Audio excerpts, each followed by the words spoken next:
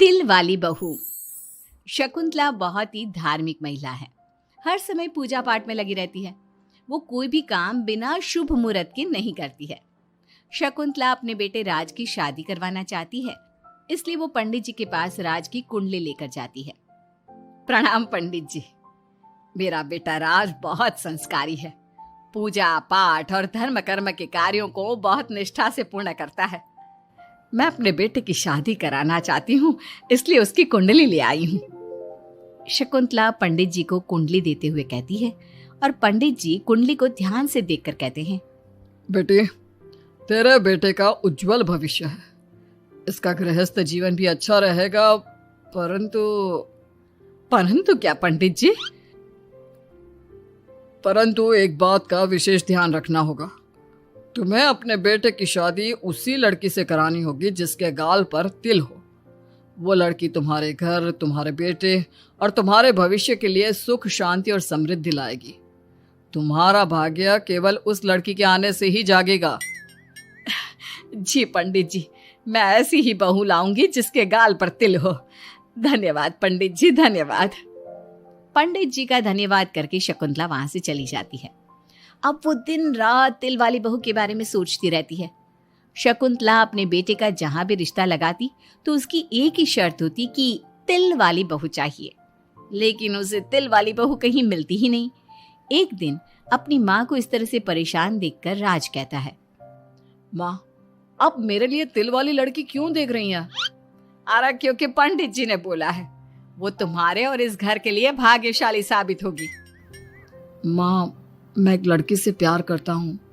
आप मेरी शादी उस लड़की से करा दो ना। उसके गाल पर तिल होगा तभी मैं तुम्हारी शादी उससे कराऊंगी, नहीं तो भूल जाओ उस लड़की को।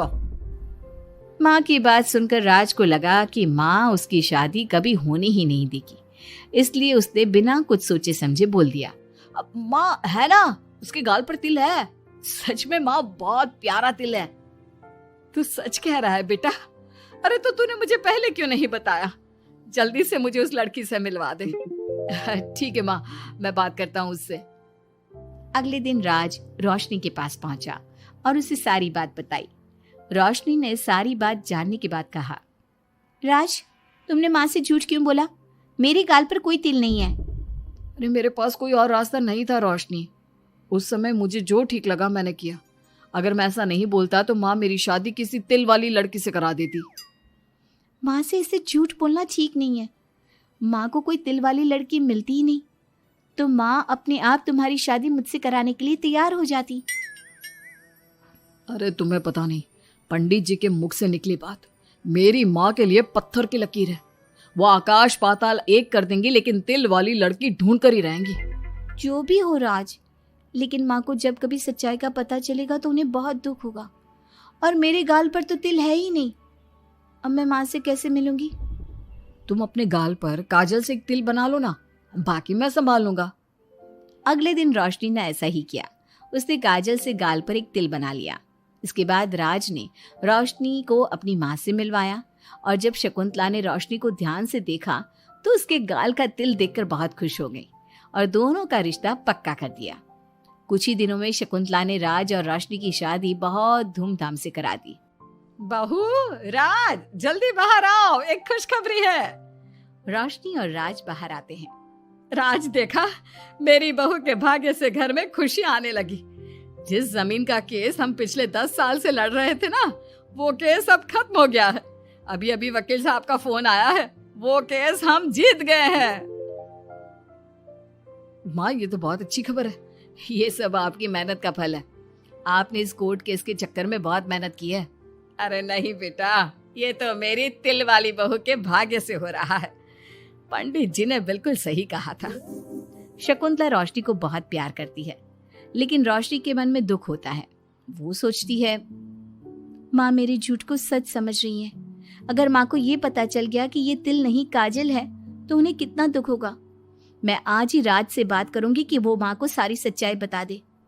शाम को राज घर आता है तो रोशनी राज से कहती है, राज, हमें माँ को सारी सच्चाई बता देनी चाहिए।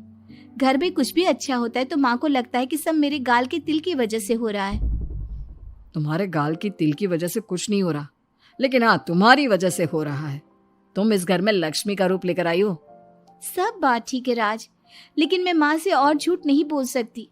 मैं कल ही उन्हें सब कुछ सच सच बता दूंगी। नहीं रोशनी, अभी हम कुछ नहीं बता सकते। अभी हमारी शादी को ज्यादा दिन भी नहीं हुए। तुम माँ के दिल में अपने लिए थोड़ी और जगह बना लो, उसके बाद में पक्का मैं ही माँ को सब कुछ बता दूंगा। इस तरह से दिन गुजरने लगते हैं और शकुंतला के घर में खुशियों का आना लगा रहता है। शकुंतला अपनी बहू से बहुत प्यार करने लगी थी। एक दिन शकुंतला रोशनी के कमरे में गई। बहू, ओ बहू, कहाँ है तू? माँ मैं बाथरूम में हूँ, नहा रही हूँ। अरे देख तो मैं तेरे लिए क्या लाई हूँ, जल्दी बाहर आ। अब मैं क्या करूँ? मेरे पास तो काजल भी नहीं है, अब चेहरे पर क्या लगाऊं? राज तुमने अच्छा फंसाया मुझे। माँ आप अपने कमरे में जाइए, मुझे नहाने में थोड़ा टाइम लगेगा। मैं खुद आपके कमरे में आ जाऊंगी। नहीं बहू, तू जल्दी से निकल कर आ, मैं यहीं बैठी हूँ तेरे कमरे में। जब रोशनी को इस बात का एहसास हो गया कि उसकी सास कमरे से नहीं जाएगी, तो उसने अपने गीले बाल एक तरफ कर लिए और बालों से अपना आधा चेहरा छुपाकर बाहर आई। बहू नहा ली तुम? देखो मैं तुम्हारे लिए नई साड़ी और गहने लाई हूँ। आज शाम को बहुत मेहमान आ रहे हैं, मैं तुम्हें सबसे मिलवाऊंगी। मेहमान किस लिए आ रहे हैं माँ? अरे तुम्हें राज ने बताया नहीं बहू? हमारी कंपनी इस साल नंबर 1 की पोजीशन पर पहुंच गई है और ये सब तेरी वजह से हुआ है। चलो मैं चलती हूँ, मुझे शाम की बहुत सारी तैयारी भी तो करनी है। जब शकुंतला रोशनी के कमरे से चली गई, तब उसकी जान में जान आई। शाम को पार्टी में बहुत बड़े बड़े लोग आए थे।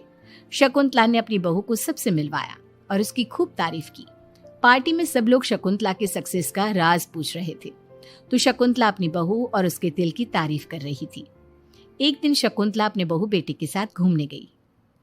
आज हम घूमने आए हैं तो देखो मौसम भी कितना प्यारा हो गया है, लगता है बारिश आने वाली है। शकुंतला के इतना कहते ही जोरों की बारिश शुरू हो गई। रोशनी और राज कुछ सोच पाते इससे पहले ही रोशनी के गाल पर काजल का तिल बह गया और शकुंतला ने ये सब देख लिया। अब शकुंतला के गुस्से की कोई हद ना रही। तुमने मुझसे झूठ बोला? तेरी इतनी हिम्मत? कल वही मैंने तुझे इतना प्यार किया, तुझे अपने बेटे से ज्यादा ममता दी और तूने मेरे साथ विश्वासघात किया। मैं तुझे कभी माफ नहीं करूंगी। माँ, इसमें रोशनी की कोई गलती नहीं है। मैंने ही कहा था इसे ऐसा करने के लिए। रोशनी ने कई बार आपको सच्चाई बताने की कोशिश की, लेकिन मैंने हर बार उसे रोक दिया। क्या तूने कहा था? क्यों किया तूने ऐसा? कितना बुरा दिन था वो जब मैंने तुम दोनों की शादी करवाई और तुझे शर्म नहीं आई अपनी माँ को धोखा देते हुए? तो माँ मैं और क्या करता? अब तो पीछे ही पड़ गई थी तिल वाली बहू के। आपको कोई लड़की भी तो नहीं मिल रही थी और मैं रोशनी को बहुत प्यार करता हूँ, उसके बिना नहीं रह सकता। हाँ, तो अब इसी के पास रह। मैं तुम दोनों की शक्ल नहीं देखना चाहती। ले जा इस झूठी और मनहूस लड़की को मेरे सामने से। माँ, कल तक तो रोशनी बहुत भाग्यवान थी, आज ये मनहूस हो गई। अपनी सोच बदलो माँ, चेहरे के ऊपर तिल होने से कुछ नहीं होता। आपने देखा नहीं, रोशनी के घर आते ही हमारे सारे काम पूरे हो गए। आज हमारी कंपनी नंबर 1 है। अब कब अंधविश्वास करना छोड़ोगी? बेटे के इतना समझाने पर माँ को समझ में आ जाता है कि वो गलती कर रही है। शकुंतला अपने बहू बेटे को लेकर घर आ जाती है। अगले दिन शकुंतला रोशनी के गाल पर काजल से एक तिल बना देती है। राज और रोशनी शकुंतला को बहुत हैरानी से देखते हैं। तब वो कहती है, ऐसे क्या देख रहे हो तुम दोनों? ये तिल नहीं, काला टीका है, ताकि मेरी बहू को किसी की नजर ना लगे। शकुंतला की बात सुनकर सब हंसने लगते हैं।